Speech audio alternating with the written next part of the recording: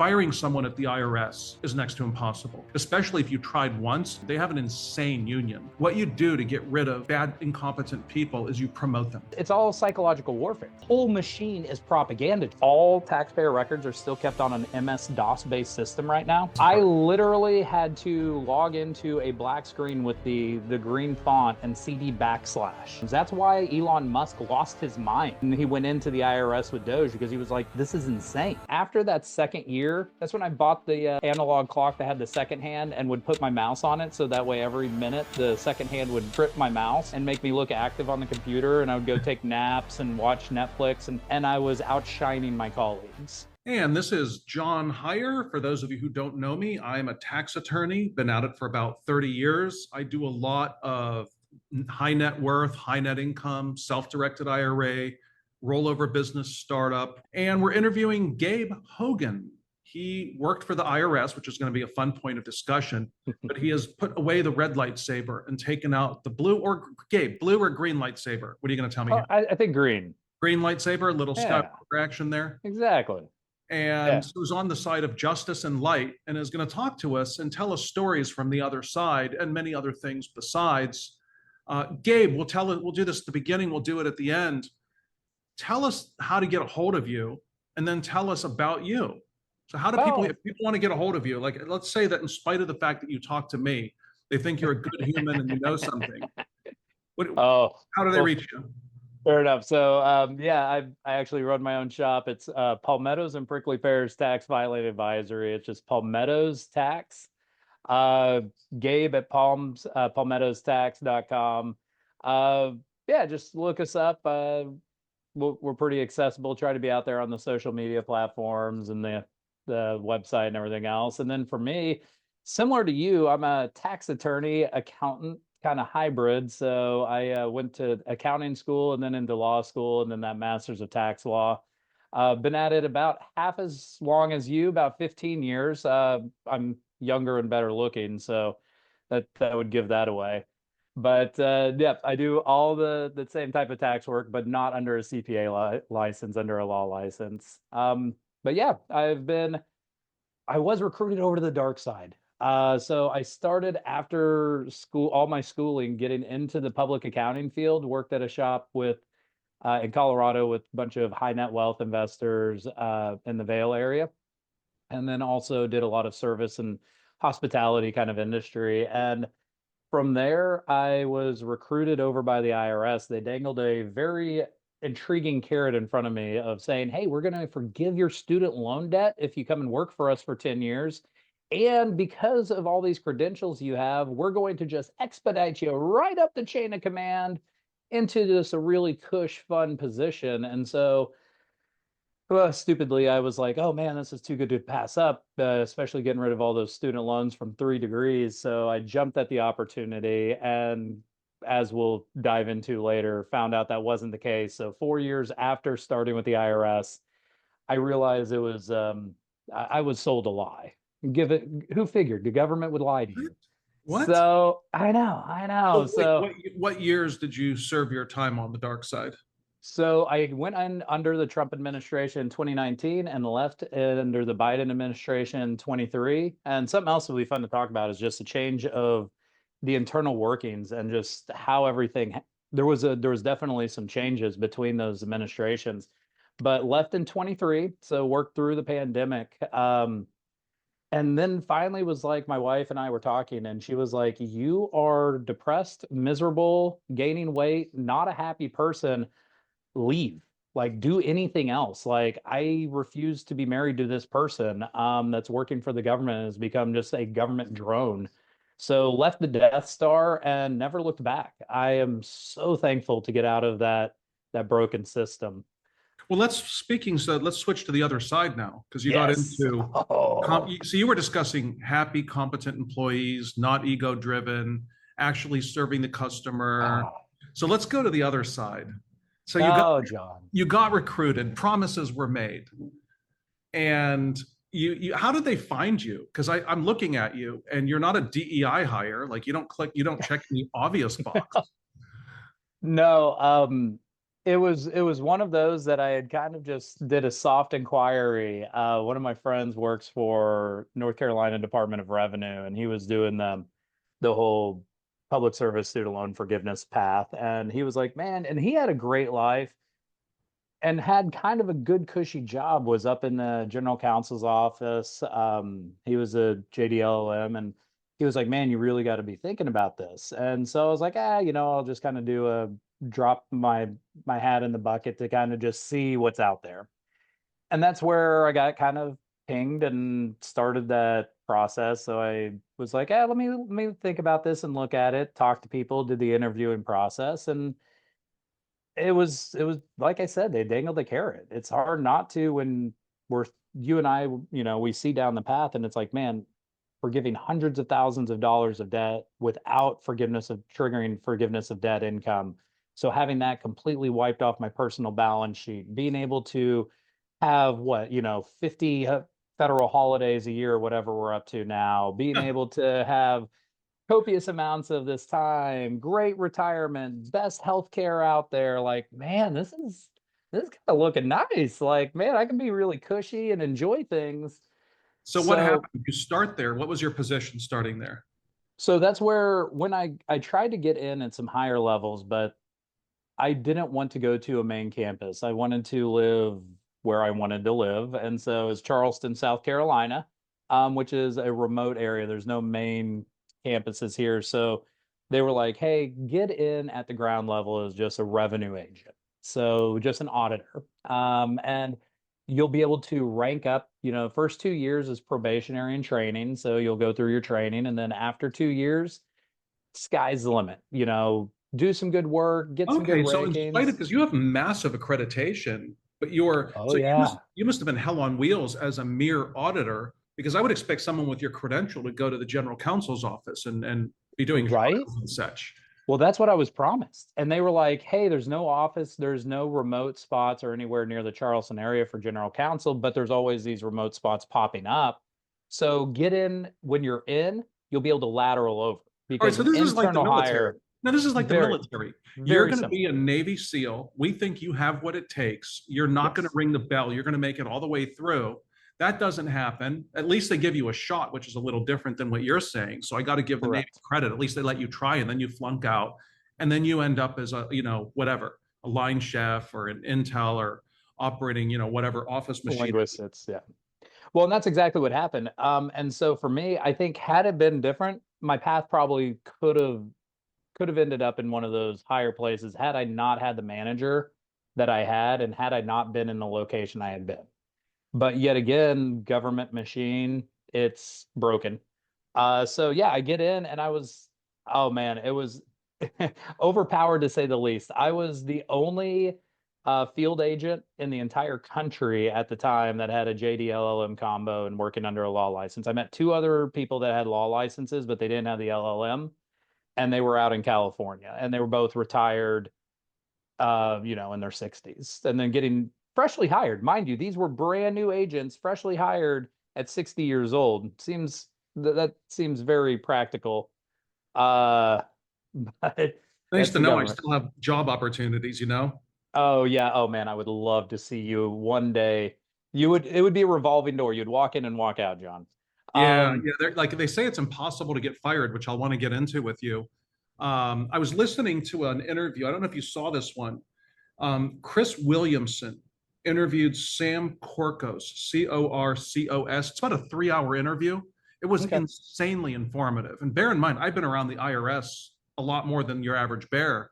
And Yeah. there were revelations for me. Sam is from the outside. He was brought in sort of Doge-ish. I don't think officially Doge, but in the spirit of Doge. Yeah. He is the chief information officer at Treasury, which, if you think about, Yeah. he points out the IRS is just a big IT firm. It's a technology firm. Mhm. You have to look at it that way. And he is in the top spot for IT for all of Treasury, making 165 grand. So he's only doing it Nothing. to serve his country. He has enough money that he's able to do that. And Yeah. he's actually an engineer and actually understands things. That 3 hour interview was not just insightful in terms of the IRS and how messed up it is and exactly why. I mean, even I learned things, but government in general, in terms of, well, why are we paying this $20 million contract hundreds of $20 million contracts where the contractor doesn't actually do anything. He's on hold, he's on call. And so we pay him a 20 million retainer. And it's because, well, somebody hired him. If you get rid of him and something goes wrong, you're to blame. And if you don't get rid of him, you're not the one paying. So who cares? Yeah. And one of the great insights he had, and he was dead serious. He was so engineering and so calm about how he described things and kind of past incredulous, but you could tell when he first started, it was a real shock to him. He said, listen, and I knew this from talking to retired managers, firing someone at the IRS is next to impossible, especially if you tried once, because anytime, if you've tried and failed, now it's retaliation. They have an insane union. And Oh, so it's insane. they said, you'll never get rid of that person. He said, so what you did, and he was dead serious, what you do to get rid of bad, incompetent people is you promote them. He's dead serious. That's a good point. And it makes so much sense. He talks about how, for example, in an IT firm, you would normally have 10 engineers for every normie. And in Yeah. IRS, it was the opposite. And these people knew they were out of their depth, but you couldn't get rid of them. They didn't know what else to do because some of them, he's like, they kind of knew and they felt sort of guilty, Yeah. but they didn't know what to do. So it was a great interview. Chris Williamson and was that a Sam Corcos? Yes, Yep. Sam Corcos, How to Scam the US Government. He gets into the contracting system. Oh man, I'd love to hear that. And it's one of the few, I normally read the transcripts because it's Yep. just efficient. I just read. I listened to this one in the car and I'm so glad I listened because it took me time to absorb. I had to keep hitting pause and be like, well, I thought it was bad. Like, I don't really like the federal government to begin with. Oh, of course. And I've seen it, but good Lord. So tell us, how was life as an auditor? Oh man. Well, to that point, yeah, so we'll kind of work back and forth. It's going to be ping pong. But yeah, so my manager, so first year in, the first 2 years in, it's kind of this training. You go through this training, you're assigned like a on-the-job instructor, an OJI. You fly around the country for classroom trainings that are about 2 weeks. Then you come back, you're given these training files that you're auditing people, but it's kind of like limited. You're not given like the full bore, hey, look at the whole return. You're like, look at this one item. And they train you on the systems. With being an auditor, it's more about the internal systems of the IRS than it is actually the tax returns. It's more about learning the bureaucracy than actually enforcing tax law. But somebody like me that was ambitious, ready to go get it, try to make waves, I was really like, hey, let's go. I was volunteering for everything. I was trying to knock everything out of the park, great service, doing everything above. And my manager for the first year just gave me like this 3 out of 5 annual rating. And I'm like, That's oh, death wait a at the minute. IRS. What the hell? Like, I Well, thought no, they got a 4 or 5. and that's what I was like, what the hell? I was like, he's like, no, you're in training, so everybody just gets this. And I'm like, the first year I was like, I just kind of accepted. Second year it happened again. And I'm like, dude, I've already finished up all my training early. I know that all my cases have been closed. I'm ahead of the curve. I'm doing stuff above and beyond. And I'm like, 3 out of 5. He's like, no, I don't want to give you. He's like, no, I'm not going to give you more than a 3 out of 5. And I'm like, and so a few months went by and I went back to him and I was like, why? And he's like, well, I'm getting close to retirement and I have to do extra paperwork if I give you higher or lower than a 3 out of 5. So you're there until I retire and the next manager can deal with it. Mind you, this whole time I'm trying to lateral up. So I'm seeing these positions throughout the IRS open up, and I'm throwing out 100 resumes and applications, making networking connections, talking to area directors, 4 steps ahead of where my manager is at, trying to kind of network my way up and figure out. Finally, one of my connections, who is a territory manager, he looked over my stuff and he's like, "Oh yeah, dude, you'll never get hired anywhere because your ranking a 3 out of 5." He's like, that's got to be over a 4 for anybody to even interview. And I'm like, even with my credentials and all these things I could put on my resume, he's like, doesn't matter. And so I was literally just handcuffed to my position. Your guy was just lazy. Oh, of course. Do you think there was any ego involved? Like, you had all these credentials and, to hell with you. No, he was slug. No, he was a sweet enough guy, but he was like the cartoon character of an IRS agent. He was called the walking ERM. So for the normies, ERM is the Internal Revenue Manual. His colleagues around the country used to call him the walking ERM because he was just that nerd. He didn't care. He was just lazy, a slug, and the cartoon character of an IRS agent. But yeah, I was handcuffed. And at that point, it started like I had already gotten on the track, and I was then at that point, I had finished up training. I started training other agents. All right, So so I how was long was the training? 2 years? 2 years. Yeah, it's around 2 years. I kind of So how finished much a little bit early. work did you do? How much audit work did you do in the 2 years, and how much of it was just training? It's kind of on the job training. So it's you're auditing a handful of files. Each wave, they kept changing the training. So like when I went in, they would give us like 20 cases to audit. But they were real simple, like schedule A, charity deduction type stuff. Like I get in, I look at it, and then I basically turn around, make my changes, and get out. So it was Were pretty you easy bored as stuff. were you bored as sin? You have no idea, John. You have no idea. But at the same time, I was still under the impression that there was this carrot. So I was kind of still eager.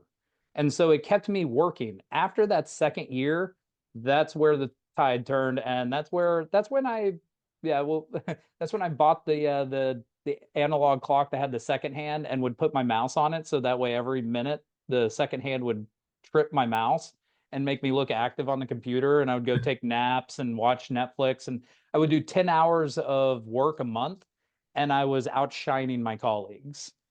I So, figured out John, I'm not kidding you. I could do 10 hours of actual looking at my computer work in a month and look better than everyone else around me. and Yeah. because the standards are just that low. Yeah. Well, not only that, but I was efficient. I had my copy and paste hit sheet of everything. I knew exactly what was happening.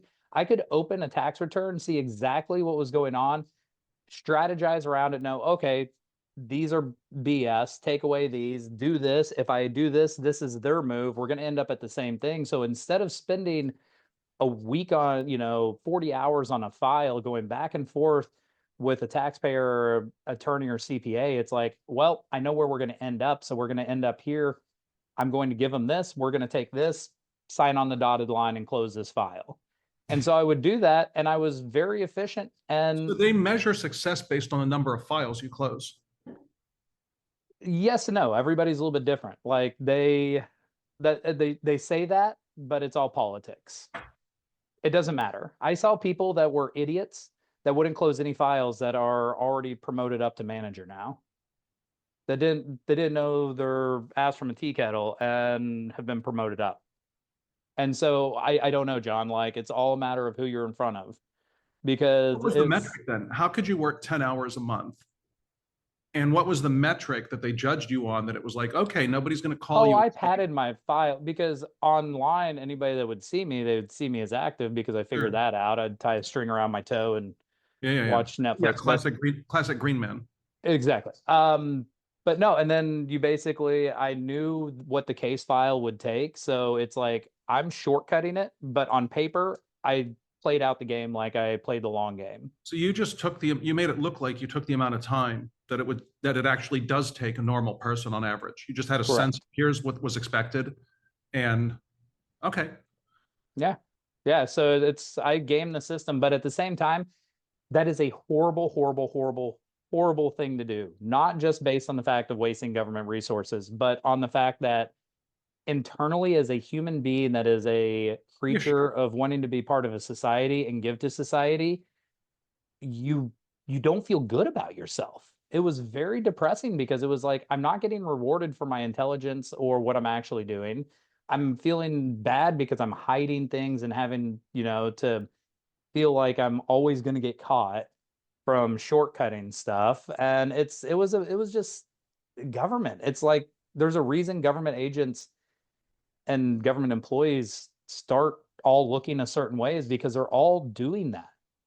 Every agent was doing that kind of stuff. I was told by multiple agents, like, oh yeah, we know exactly how to do that. Like we do the same thing, and they're all screwing around.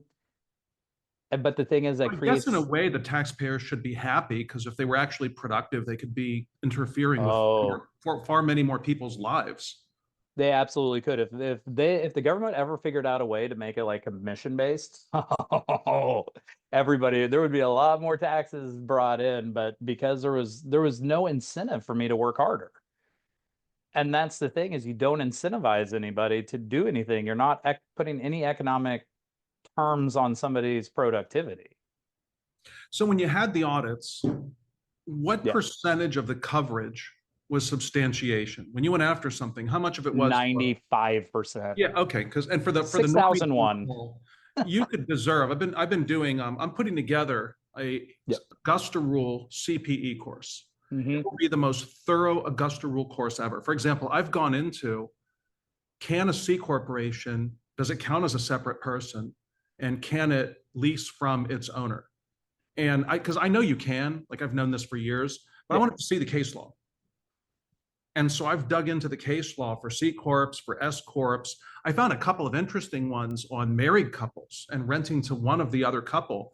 So Yeah. fun stuff. I'm putting together all this detail in this research, and I was going somewhere with that, and it went away. Why did I mention that? Well, not only that, but to your side business, let me give you a shout out. Is I actually refer a lot of people to your one of the businesses that you're part owner in is the AugustaRule.com.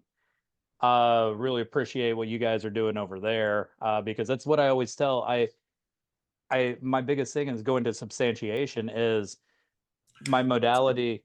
There's the word. Let me interrupt briefly, and then because Please. I was going to talk substantiation, the Augusta Rule. So for those who don't know, we have an app, the AugustaRule.com, and it helps you comply. The Augusta Rule is perfectly legal.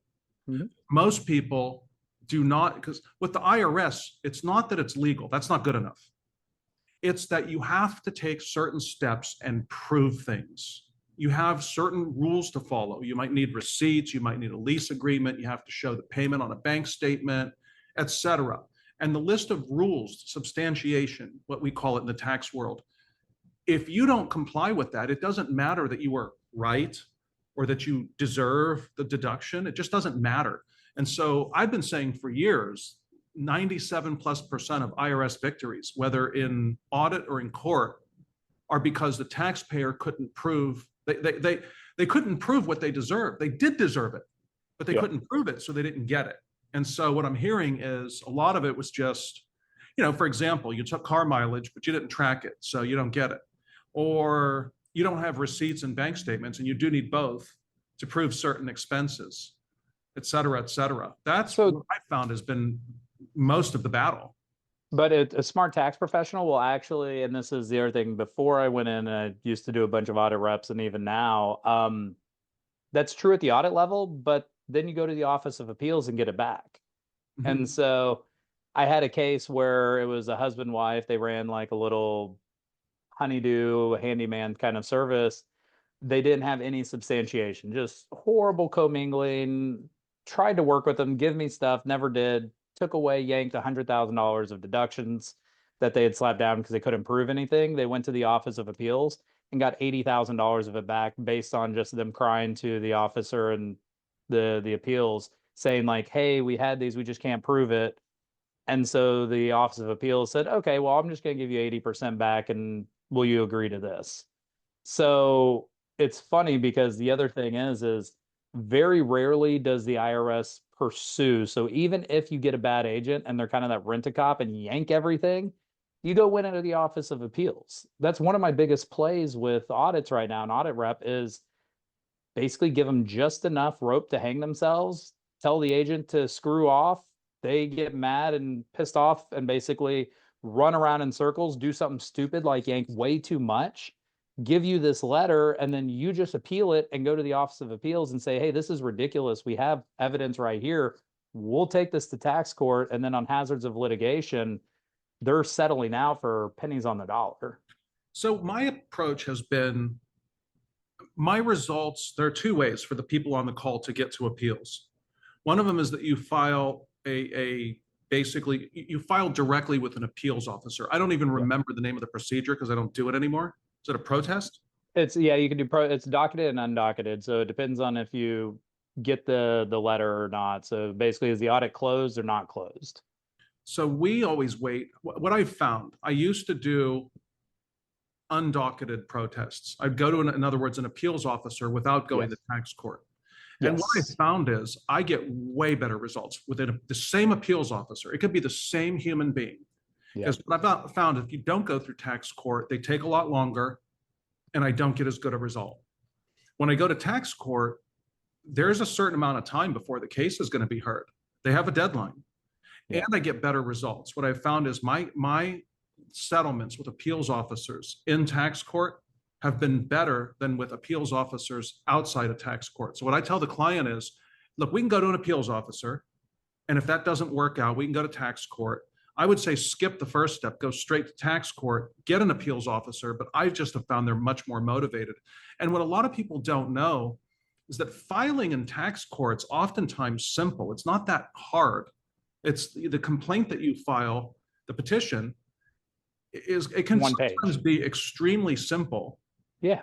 and it's enough to get you in the door. And what you're really after is talking to that appeals agent. Now, I've gotten sent to the lawyers. Let's see, in one case, there was a guy who just had awful substantiation, awful. Yeah. And he wouldn't do it. He was, and it was really testy because for the first couple of years, he's like, I don't do this stuff. I'm an entrepreneur, talk to my assistant, which sometimes has Yeah. worked. Like if they have a really good, strong admin, I'll do that because the admin is the one who actually organizes things. The entrepreneur couldn't help me if they wanted to. Yep. Well, it turns out in this case, the guy, he was a different cat. He was a very different cat. And eventually I had to talk to him. I'm like, look, this has gone on years. I don't want to kill you, but we're not getting anywhere. And so then he got really his butt in gear. But by the time we got to the appeals level, he was still getting it all together. So we got sent off to the lawyer. And at that point, the lawyer wanted everything. She's like, oh yeah, I want everything, all of it. I'm going to make you work.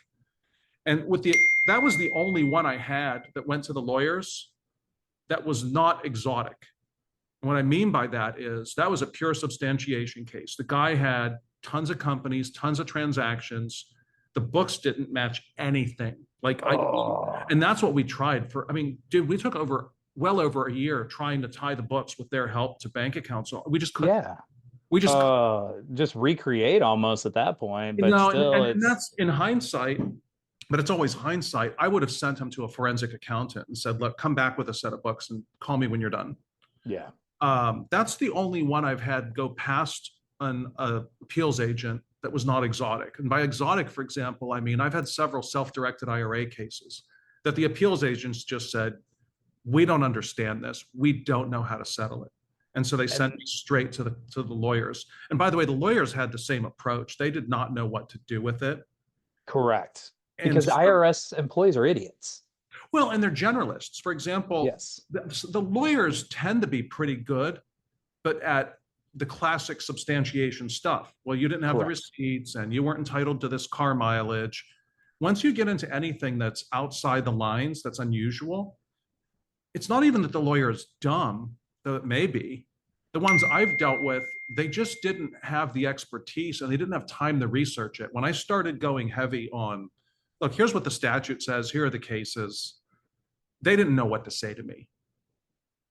Well, think about it, because there's no economic advantage for them to know the higher level stuff or the lower level stuff. And if all things are going to be paid out equal, why would you not take the path of least resistance in the easiest case?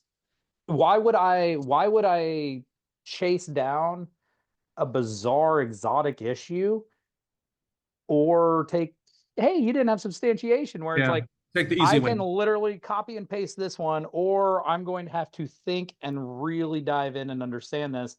And you're going to give me the same amount of money and opportunity if I do this one. It's an easy decision. So that's why I your turned a blind eye. Oh, I turned a blind eyes to everything. People got away with murder with me. I So literally would see issues and be like, nope, don't care. Tell me the best lawyers or best accountants that dealt with you when you were an agent. Like, what worked with you and what didn't work? What made you think, you know what, now you're getting on my nerves and maybe I will take some effort? Oh, John. Well, my love language is words of affirmation. So whenever I dealt with professionals that were sweet and nice and would actually just play the social game with me, I would turn a blind eye. I would work with them. The people that got in and would be abrasive or anything like that, it's like, if you're, it was all a social game, and it still is. I have several open cases right now. And how I work with these agents, we literally as agents had a lot of discretion because there's a review sort of, but you can bury issues really easily in cases where even upon review, nobody's going to know because you just write out of it. Uh, but yeah, if you were a nice person, then I'm good. And I would always tell people, like, even taxpayers are really sweet. I'd be like, hey, go back and here's a way to substantiate. So mileage records are one thing that you can recreate.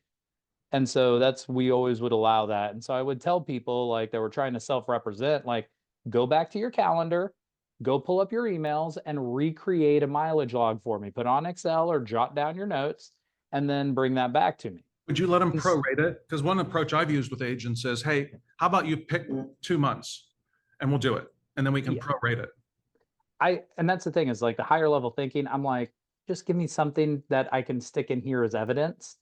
Because at the same time, I don't care. I'm not incentivized to throw the book at you.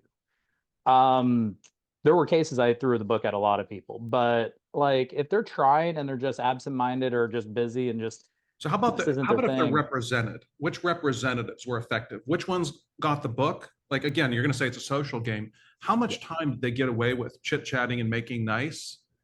And which ones, what are some things you remember that you really liked? And you kind of were like, I'm gonna let this is a good professional. And then you had one where like, you son of a bitch.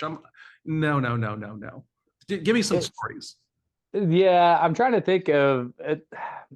Honestly, the worst cases I maybe only had like two bad reps, and one of them was this middle-aged lady at a decent sized firm here locally, and I went into her office because field agents, we'd go into a CPA or lawyer's office to do the field audits most of the time. And she was just like tried to bully me. Like, here's this, you're gonna accept this. And I'm like, lady, I don't have to do anything. Like, we're in the South, offer me a cup of coffee. Like, hey, we're gonna do this together. Like, I'm an accounting professional too, been in this industry, but she just had like so she kind of was abrasive. Oh man, oh bad rep. Oh, I'll tell you, sorry, I should have jotted down No, this some is good. This examples. is good. It's bringing back the memories, and you're It not is, it is. judging, so it's Oh okay. man, man. Okay, so I had one. This was out in the country. So um the case was nothing. I can even remember much of the details on the case. It was just standard. But anyways, I get there, knock on the door, and the lady was nice, but she was like, "Come on in," a little old country lady. And so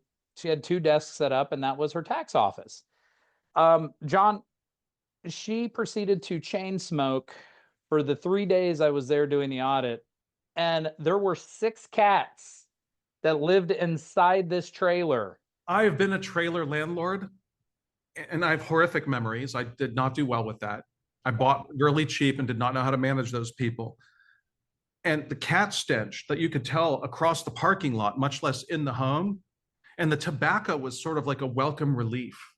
And she was really nice, but I remember having to work there, and I'm like, every day I would come home, my wife would make me like go around to the backyard and change and like put my clothes in a trash bag to go straight into the washing machine because she's like, no, you're not stepping inside this house. And that was a bad rep because I'm like, oh, the working environment was so like, oh God, that was bad. That one was real. That was yet again. Then And I the rep a probably lot of thought they were clever. The rep probably thought, I'm going to make it no, difficult for you.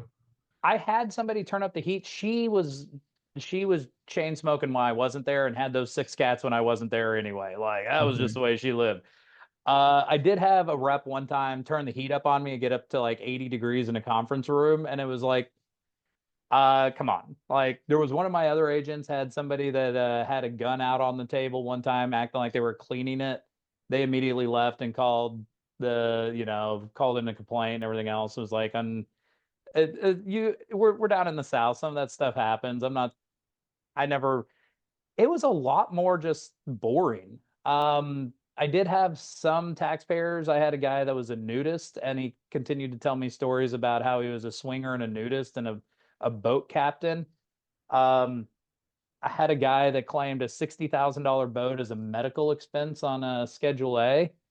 Like, it's like some of those things. And then the ineptitude of bureaucracy. I had my one case that's still annoys me and gets under my skin is I had a guy that was a predatory lender, so payday lender kind of guy, just going after people that didn't have the economic resources to really be gone after. Created this partnership, took a bunch of money from these investors, created a partnership that was him and himself, so a one partner partnership, claimed equity on all this stuff that was these other people's money, basically a Ponzi scheme, claimed all these losses on his own personal return. And I worked this case, basically had him dead to rights, tried to get it to go to criminal. They kicked it back because it was a BBA case and nobody, BBA is this weird partnership rules that nobody wanted. But I was basically had everything lined up. And after a year and a half, the case got yanked off my desk and he basically got away with everything. And I'm like, I'm done. I'm done. Like I even tried to do the right thing and I can't. Like Why did it the case was get pulled? By the way, what I was just so everyone knows, my people know, the new people don't. I drink, just in case you missed it, behind me. And today, just like these two over here, Wild Turkey 12-year, Japanese only export, $50 in Japan, about 130 here. Wonderful, wonderful bourbon. One of the best balanced, really some of the best stuff Wild Turkey puts out. I mean, it's spectacularly good. So I'm enjoying doubly just listening to the stories and learning, because this is all good. This is useful for people on the outside to know how this things function. And I use function loosely, evidently. please do. And oh, so speaking of which, I'm drinking an Oktoberfest non-alcoholic beer in the spirit of us tilting a glass together. So Cool. um It got pulled off your desk. Do you have any sense of why? what's that? No, he basically was he was like, I know the senator and the U.S. representative in the district, blah, blah, blah, blah, blah. And so whether he put in letters to them, their office, whether it was my manager just not wanting it, whether it was somebody higher up the chain, a lot of times you don't really always know why things happen. It's outside of my pay grade. Mind you, I was an infantry level person. I was front lines. So I wasn't privy to a lot of information up above my ranking. I'm smart enough to kind of see and guess, but yeah, I didn't care. It was so going into let's shift gears to talk about how the IRS works on the inside because I think you'll get a kick out of this. While you mentioned the IRS is a big IT firm, you can say that, but did you know that all taxpayer records are still kept on an MS-DOS based system right now? Oh my God, that doesn't I surprise. literally had to log into a black screen with the green font and CD backslash.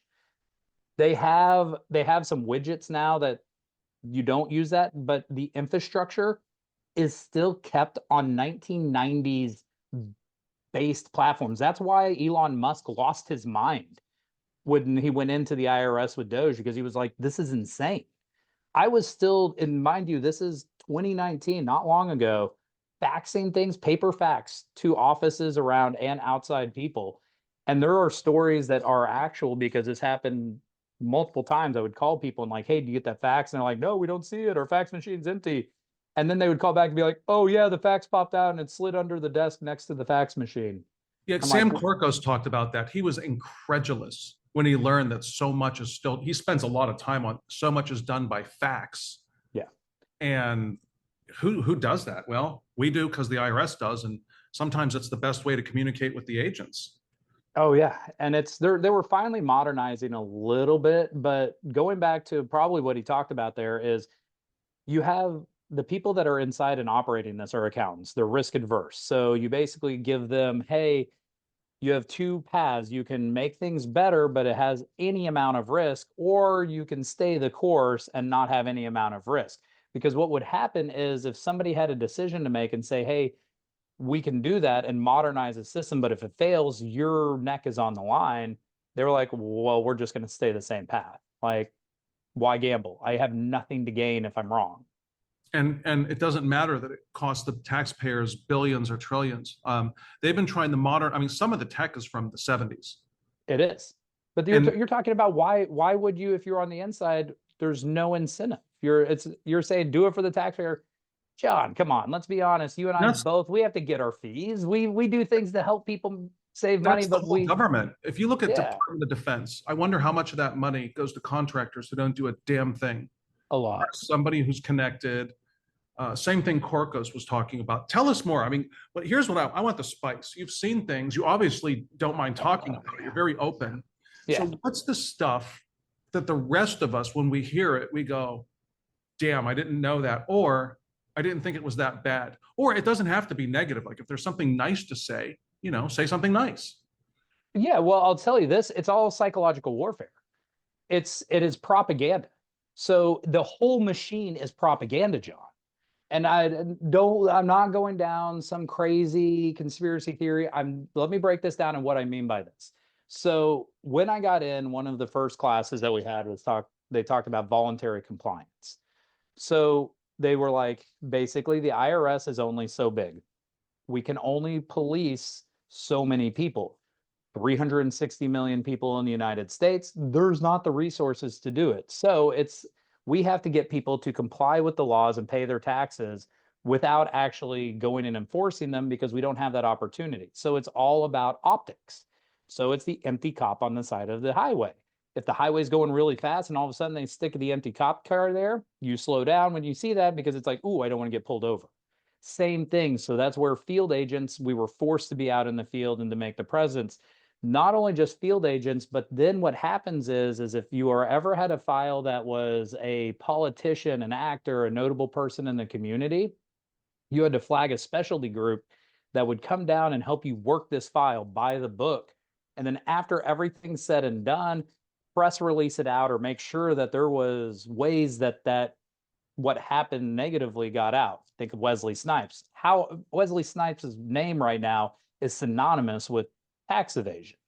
And so every time we hear this is IRS is big and bad. Oh, the Chrisleys went to jail. Oh, everybody's afraid of the IRS. And that's by design. They have an entire PR department dedicated to pushing that. And here's the next step is not only just the general public, but you have accountants and accountant-minded people that are risk adverse and already afraid of their own shadow. So every time a preparer or an accountant gets in trouble or slapped with anything, Yeah. it is made very well known throughout the channels and blogs and everything else. And people are going and plugging this and word gets out. So then you take somebody that's risk adverse, add fear, and you've created a voluntary police force for the IRS. How many CPAs and tax preparers tell their clients no constantly? You can't do that. Yeah. You can't do that. You can't do that. That's all they And that do. is the way I tell my clients is, and obviously it's a generalization. We're both accountant and lawyers, each of us. Accountants are the type of people who say no unless you can show them 20 cases that say yes. And that's where risk mitigation comes in. And I always tell people it's materiality. Don't gamble with the chips you don't have. And that's one of the things I'd always advise my clients is like, hey, this is gray. Here's what we're gambling. Here's the chips and what we're mitigating. If ever questioned, if we don't win, worst case scenario, this. As long as there's reasonable, as long as I can say, hey, we took this under good faith and we're being reasonable and doing our due diligence on our side, then we stay clear of fraud, which is nobody ever touches fraud now unless you're making up things. I mean, fraud referrals. Right now, they only have, they're down to less than 2,000 criminal investigation people. They had 3,000. I would say they nail about 2,500 people per year. And a lot of that isn't really tax stuff. It's like Al Capone, it's like a drug dealer, and they couldn't get him for the drugs, but he didn't pay taxes, and so they got him. Oh, it's well under 10%. It's like a percent point or two that actually comes from criminal referrals from inside the IRS. It's all ICE, FBI, Secret Service type of stuff. So it's money laundering. Now Trump's got them going after illegals. Yeah, I know. Oh Lord. So tell me more stuff from the inside that even tax professionals who haven't really been on the inside, good, bad, and different, would find interesting or just wouldn't know. Well, I think it goes down to materiality. And so I have to coach my staff throughout the years since I've been there. And I used to do this when I was training IRS agents is I would tell them like, when you get into a case and you're auditing a case, we need to think of materiality. Accountants want to be accurate. They want to be 100% right, but it's a target. And so I always use this example. I said, here's a target. Here's the bullseye. Of course, we'd like to be in the bullseye, but if it's on the target, that's going to be good enough. Move along.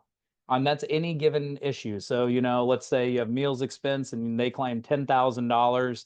They can substantiate, you have a feeling they can substantiate 7,000 of that. And so there may be 3,000. It's on the target. Is it worth us really diving in and doing that? Probably not. So a good agent's going to be like, move along, look for something that is like, hey, they have $20,000 in travel and zero substantiation, off the target. Take that and run with it. Low hanging fruit. You take low hanging fruit. So it's all about materiality. And so when we do tax returns and everything else, they're a snapshot. And so we need to think of materiality. And it's like, don't spend $100 to fix a $20 problem. I had some people telling me that just came over from Baker Tilly, that literally these people had like senior tax associates on the clock charging them an hourly rate, chase down like a $200 discrepancy. And that's where I'm like, you guys are idiots. Like, move along. And that's what I usually tell accountants is like, stop with this precision. Get close, get accurate, get on the target, but understand we're not going to always, and that's where materiality does shift whenever it's different. Like, you can have a material issue if it's a lot of partners involved, a fraction of a percentage may be material. Understand the game you're playing and understand what materiality means in the context that you're doing. So that's one thing that the IRS, because they're lazy agents and everything else, the people on the inside, they do not hire the best or the brightest. I have a few friends that I talk to, and they know how I talk freely about IRS agents. They're the exceptions. They're really sweet, but they're also overworked. Not overworked, they're beaten down. They're burnt out because the ball is constantly moving.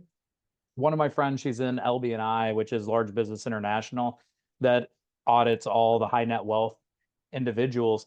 She had some forms, I forgot what they were, but pretty standard forms. And she was like, hey, I need some guidance on these. So went to the specialty group inside the IRS that was supposed to be experts on these forms. And they couldn't even give her like an overview or answer basic questions on them. And these were very simple, like, foreign tax credit type of forms. So that's the problem right now is like, we have a lot smarter people on the outside than they do on the inside. And that's, I think, the one thing I always tell people is like, yeah, you just do the best you can, understand the rules. Don't be stupid. But the cases like the Chrisleys that went to jail, I actually had a friend that started that case and worked that case. You know about the Chrisleys. Okay, so they were the reality show people that went to jail that Trump just pardoned. What did they do to get in jail? Tax fraud. So they just didn't declare income? What's that? They just omitted income?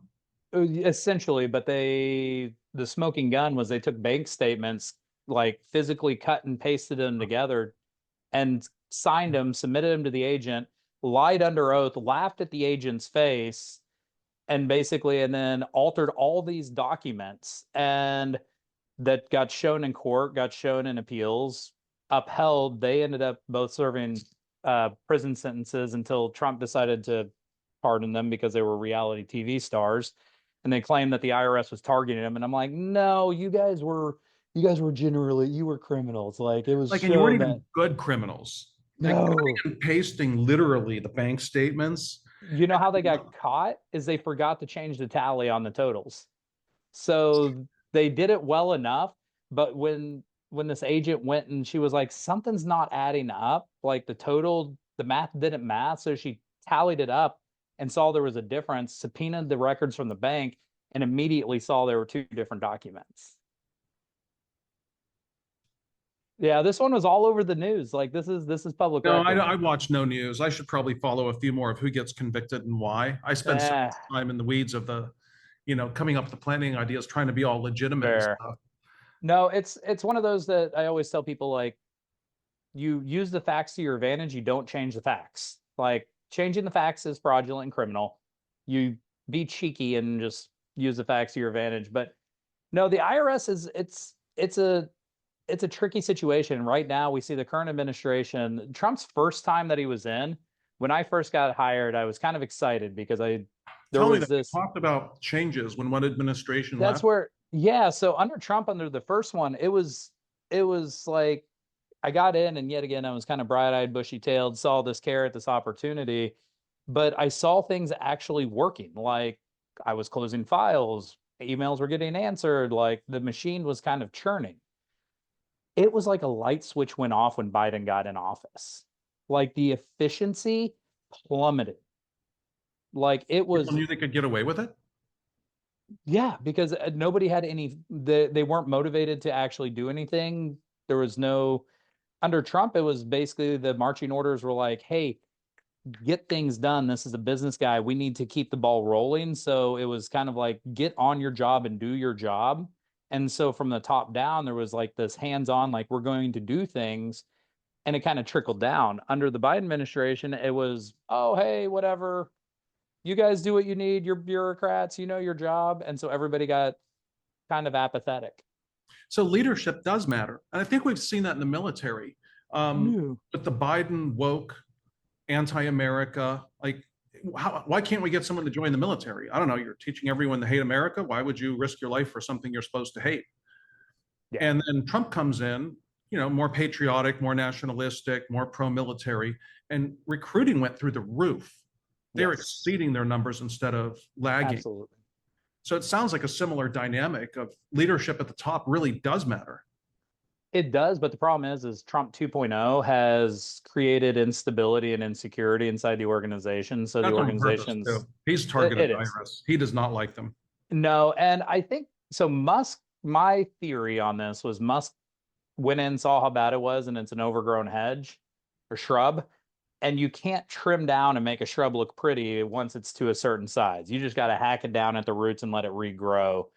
That's my theory on what Musk saw is like the system is so bad.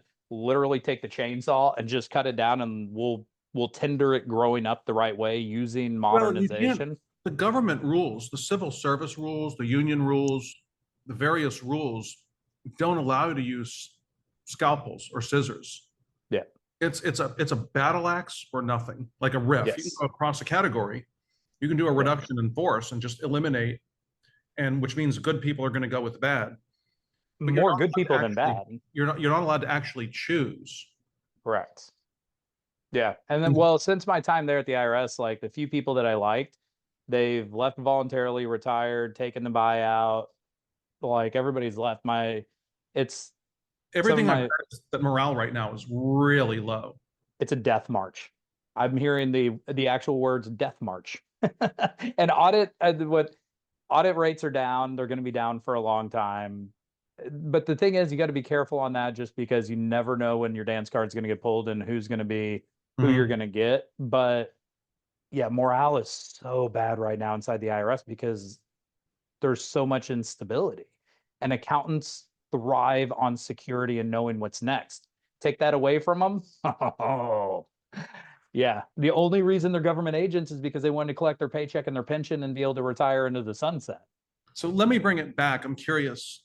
What do you do with most of the appeals I took, given what I bill and so on? I do not knowingly take cases where it's substantiation because I can delegate that to a bookkeeper or accountant. That one big case I had, if I'd have known what I was getting into, I would have told the taxpayer, "You're way better off hiring not me." So I avoid those. Most of my cases that go to the IRS, there's usually an exotic issue, often an Yeah. IRA or self-directed IRA, but related issues, and they need a lawyer who can actually argue the issue. Yeah. If it's substantiation, I try and pass it off to someone who's, you need a bookkeeper and to start producing. So I don't take very many substantiation cases to appeals or to tax court, which is why I'm curious because the vast majority of cases are substantiation. How do you get traction with an appeals agent? You know that you've got a shit hand. You know the taxpayer, if pushed, can't produce. How are you going to get a good settlement? Easy. I throw the agent under the bus. I'd say the agent was unreasonable. We tried to submit documentation multiple times. They didn't take it. Like we tried to come up with different ways of proving this, and then say, hey, we're going to, you basically just give them a sob story. So, and tell them like, you come up with whatever you can. And so a lot of it is like, come up with some outside way of mechanically producing an allocable portion. Like, it's like, hey, industry standards are COGS are 30%.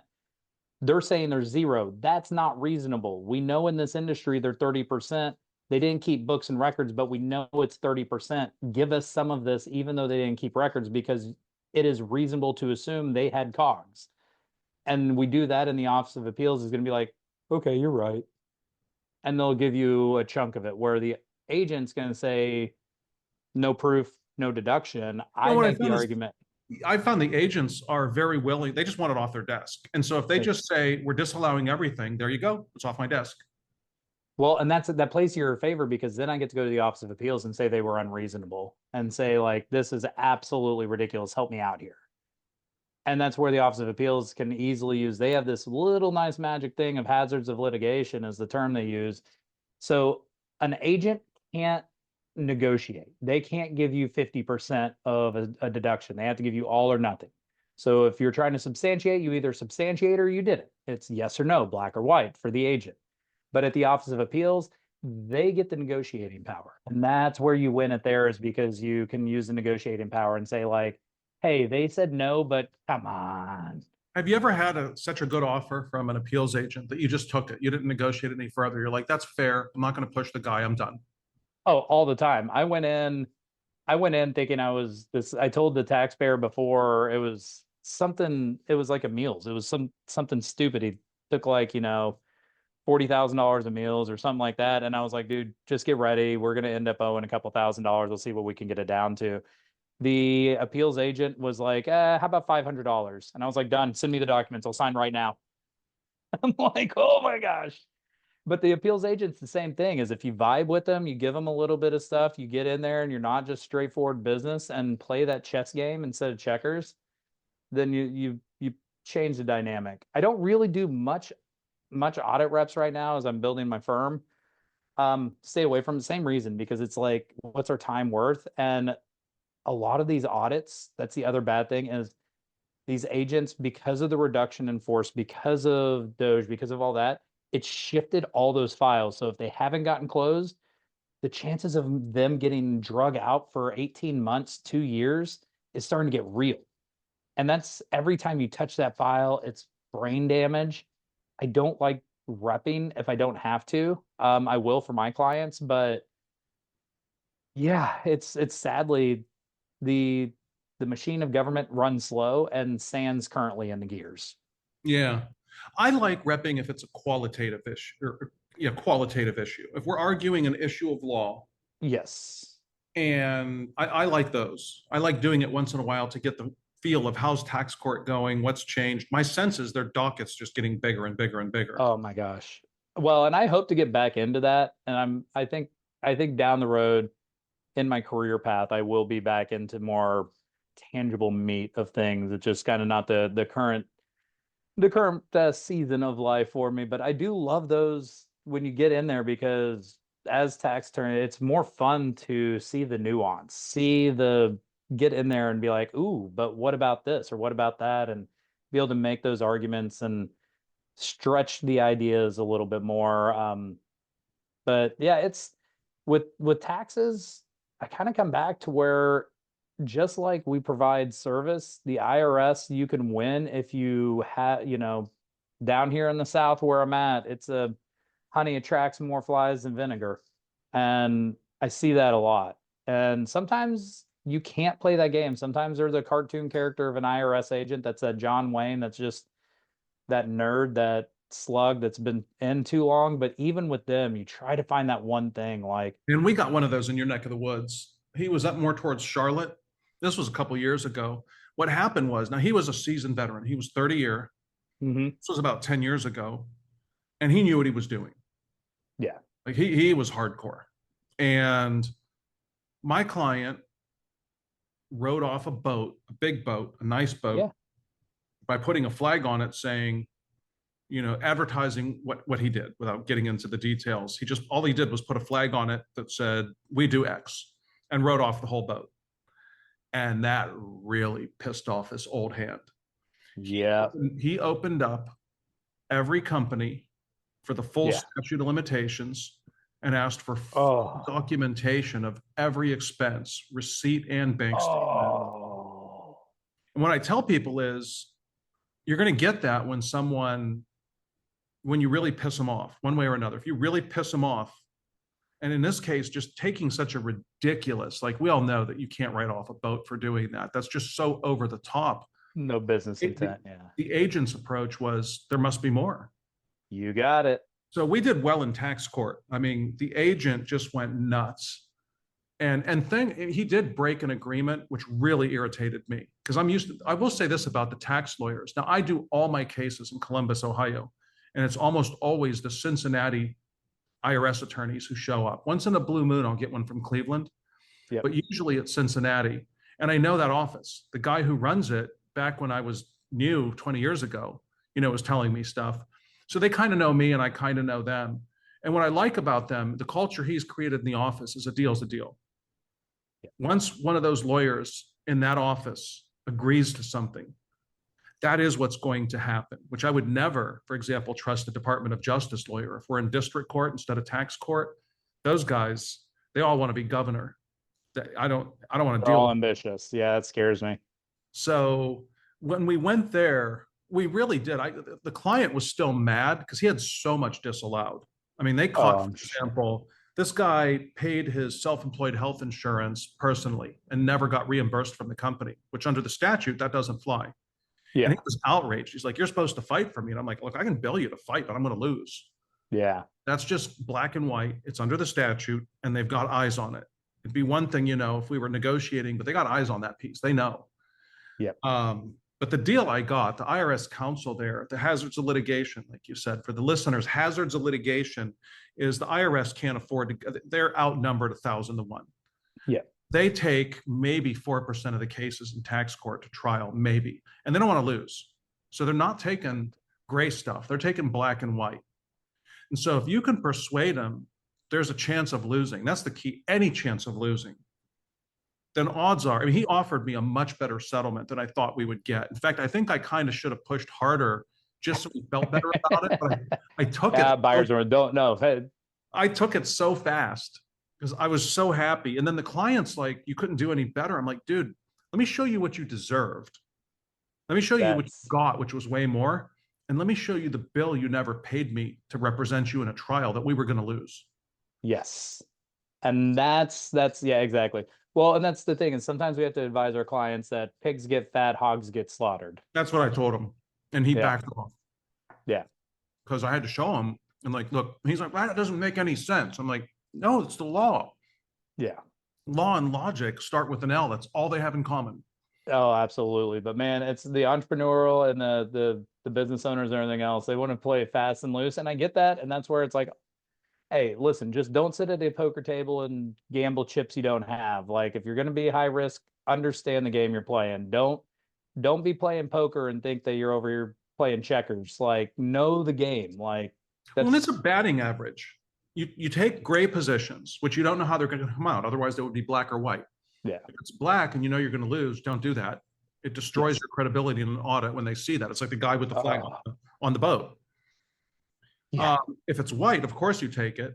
The gray is where we play, and it pays. If you look, the batting average, as long as you're not insanely aggressive, which I think is to your point of don't play with chips you don't have, the batting average, let's say you get caught 2 out of 20 times and you lose half, you're getting 19 out of 20. Yeah. And that's the thing is so many people don't understand that. And that's where you have to coach them. But it's, yeah. And that's why we are talking at my event. One of the reasons you're on the interview is I think we're in accord on philosophy of represent the taxpayer as best you can, research the gray, play the gray, push the gray. What else do you want to tell us? What else, just from an outside standpoint, based on your experience, would people like turn their head and do like the dog look, right? They tilt their head and go, "Rah?" I think a lot of it is that the misnomer that the IRS is like, they're these these bright, like coming after you type of things. I always, it's just like we've talked about and you've heard the stories. It's more like The Office and Dunder Mifflin than it is, you know, spy games. It's a lot of ineptitude, a lot of bureaucracy, a lot of red tape. A lot of people are just blown away the fact that, you know, they know me, they see me as somebody that's like, hey, I'm going to go bust my tail. I'm a pretty smart guy, figure things out. And the fact that I was just handcuffed to a private level infantryman front lines type of thing for a career of 4 years, that's where everybody's like, how did you like, that doesn't make sense. And I'm like, you're right, it doesn't. And that's it. It's a shame to see the government doesn't work and you're really incentivized not to. Um, I just hate to see that we waste so much time and resources. And it's, you know, that's the biggest thing I think I could say. I'm sure I'll probably come up with something the minute we get off this call. I'm gonna be like, oh my God, I had like 8 stories I should have Well, told. if you have some other stories that come up, it's what the French Oh, call the staircase conversation. As you're walking up the stairs, you remember what you should have said in the lobby. yep. I like that. And I'll so if you definitely come up have with stuff, some. let me know because we can do like some shorts or whatever. I just think it's Oh good yeah. for people to hear what it's like on the inside, how people view it. Um, and especially from so because you're an anomaly. You were Oh, an thank you. auditor, but you were a highly over credentialed auditor. And so to hear how you look at that and what's the normal auditor like and how do you approach them and deal with them, um, and then the culture of the South, that's interesting. You know, I may have to start moving some of my cases to the South.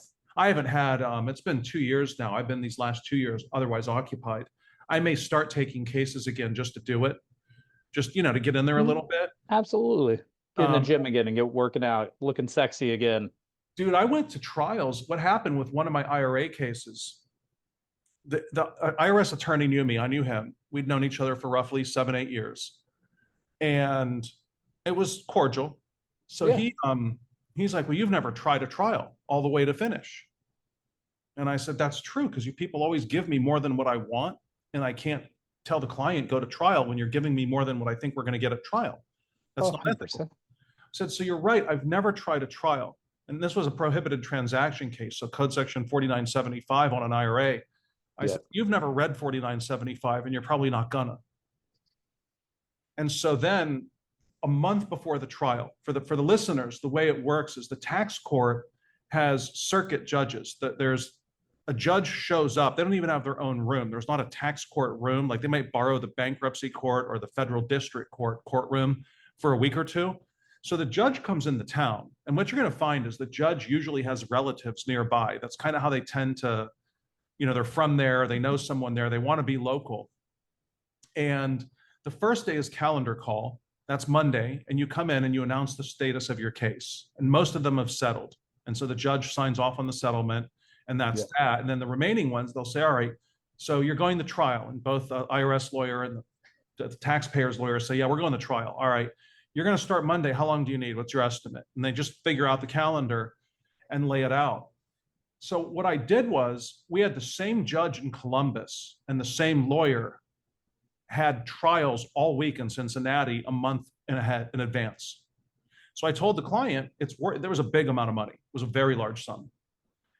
The client, I said, pay me to go, because I told him, listen, I've never tried a case. And then we saw that he saw the rates for the people who had, and he's like, I don't want to pay them. I said, Yeah. pay me to go watch. I likes to watch. And I think I'll do it just Yes. for fun. So I went in for a week and I watched the lawyer and I watched the judge, the same two people I had to deal with. So by the end of the week, I knew the procedure. I knew how to approach the bench. I knew how to put in a motion. I knew how to examine the witnesses. Yep. I knew what to object to. I learned a lot, and I learned a lot about their particular styles. So we're in the guys' room during a break, and the lawyer's on one end, and I'm on the other end because dudes, right? We don't like you don't pee Of next course. to dudes. That's not done. One Yeah. does not do that. No. And so he just says from the other end, he's like, "You're here watching me, aren't you?" I said, "Well, not here in the urinal, but yeah, in the courtroom."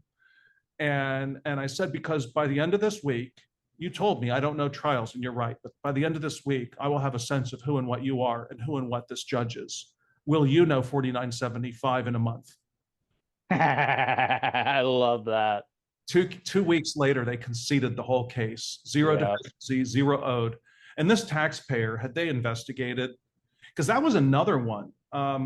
These lawyers who bill to investigate everything in a tax court case, this isn't Matlock. You don't have to do that. In fact, it hurts the client because I'm not allowed to lie to the IRS lawyer. So the less I know, the better. I want to be Sergeant Schultz from the old Hogan's Heroes. I know nothing.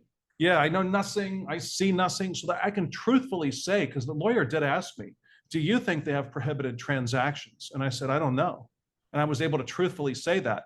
Had I looked through everything to see if he had prohibited transactions, I could have, I had to answer, I'm not going to answer you, which is, suspicious. Now he's like, maybe I got some.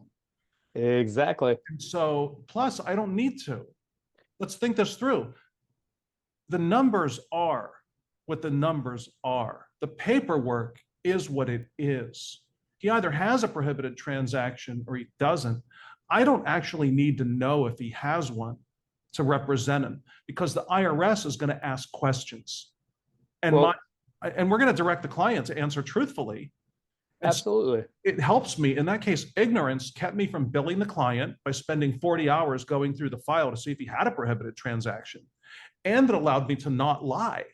So look at the IRS lawyer, and I told him, I don't know. And I did tell him the reason I don't know is I haven't reviewed the file, and I won't review the file until you ask questions. Then I will review the file, but only to answer your questions. And he knew what I was doing. No, of course. And that's that next level thinking that hopefully a good attorney brings to the table. I did think of one story. So while you're showing how smart you are and your high level cases and everything else, which is that's where I was at your conference, is because your experiences and the way you think is I love, and it's great to learn from other people. Here's what I deal with on the outside. So after leaving the IRS and repping some files, I was going through an audit representing a client a year ago, a little over a year ago, and this a guy was doing some tax mitigation strategy, and a few years prior had a bumper year and bought a smoothie shop. So make smoothies, all of that. Bought it in December, had it into service, and he was managing it, running it, making sure that he was going to get material participation to get all of his write-off on FF&E and bonus and everything else to generate a loss upon acquisition of this thing. Makes sense. Got that. Cool. So huge write-off depreciation, offsetting a lot of active income, always triggers like, hey, something's awry, so the file got audited. This IRS auditor gave him all the evidence that he asked for ahead of time, and we were in this IRS interview, and I had myself and a few associates, and then he had him and then his supervisor, and it was a teleconference. And so he's going through all of his questions, and I can tell this guy is just not that bright. So we're going through things, and this auditor, IRS agent, was asking me, he's like, okay, cool. So I'm going through the depreciation schedule. Yeah, okay. So what was the kitchen equipment used for? John, that's the kind of questions I get when I represent. Those are the kind of questions that most IRS auditors, you're dealing with like this upper echelon, like exotic stuff. I'm down here in the trenches telling an IRS agent what a kitchen equipment is used for in a smoothie shop. Basically to stab customers. Yeah, no, I don't know, dude. So at that point, I did lose it a little bit. I'm not proud. Jesus would not be happy about the way I handled that situation in the moment. But I basically told him, I was like, my jaw dropped, and I was like, "Are you serious?" I was like, "You're supposed to be a government agent, and you have access to this file before we got here today. Is that a real question? Because we got 15 more minutes. I'm not going to bill the client out anything more than 15 more minutes after that question. So you better ask your questions now, because I'm hanging up the phone in 15 minutes, and you can follow up with real questions, but I'm not going to answer any more of those questions like that. Like, I can't believe where you're at. This is absolutely insane." And so he, of course, was on his heels, feeling absolutely stupid. I ran circles around him for 15 minutes, hung up the phone, and they changed the file and closed it. So I do feel a little bad because I kind of probably embarrassed him and bulldozed But I'm him. glad you But got no change, because it's kind of random. Sometimes when you embarrass them, they're like, screw you, disallow and close. Yes, some, but those are the seasoned agents that have been around. So that's yet again the tactics that you have. Like the younger agents are still timid, so you can bully them. Got And it. so if they're young and they're still in training or just out of training, you can get away with strong arming them and bullying them. That's good to know. I haven't dealt with many of those. Again, I don't get called for those. This is good. This is good reference for Yeah. me. You're going to get a lot more of them because the turnover at the IRS is so high right now. Oh, they took the buyout. Everybody did. Everybody that was 20, 30 years is like, man, my pension's vested. I could be making all this money and I could start retirement early. Everybody left. Everybody's new right now. It's this, and everybody's shifting around positions. Like you're going to see a litany of these training cases, and they're going to be low hanging fruit. There's going to be a lot of an uptick on audits in the next few years, but they're going to be stupid, simple substantiation issues. And that's where I'm saying you can bully people. Do what you can sleep at night. But there are going to be a lot of green agents out there. Got it. Well, let's wrap this one up. Yeah. Look, if you come up with more stories, first of all, text or call me, or we'll record it, or if stuff occurs to you. That's because it's just fun. People like to hear what's going on, what's it about. Once again, how do people reach you? Oh, thank you, John. Well, they can find me. It's Gabe Hogan, and I'm at Palmettos and Prickly Pears Tax. It's palmettostax.com on all the socials and stuff like that. So just it's a fun name. Pulled it because I grew up in West Texas, live out in palm trees in South Carolina. I used to be a bull rider in my youth. So uh, yeah, Palmetto's Tax. Would love to help people out, and it'd be great to talk to you again sometime. And thanks for everything you're doing and getting the good word about John. Thank you so much for the opportunity, man. I'm looking forward to catching up. And yeah, whenever you come to Charleston, or I'll come and find you wherever you are in the world, and sometime we'll have to hang out some more. Sounds good. And this is John Hyre signing off. If you're looking for me, you want to look at Oro Tax. That's ORO as in gold in Spanish. OroTaxConsultants.com or taxreductionlawyer.com. And Gabe, where were you at again? It's palmettostax.com, and in Charleston, serving everybody across the country.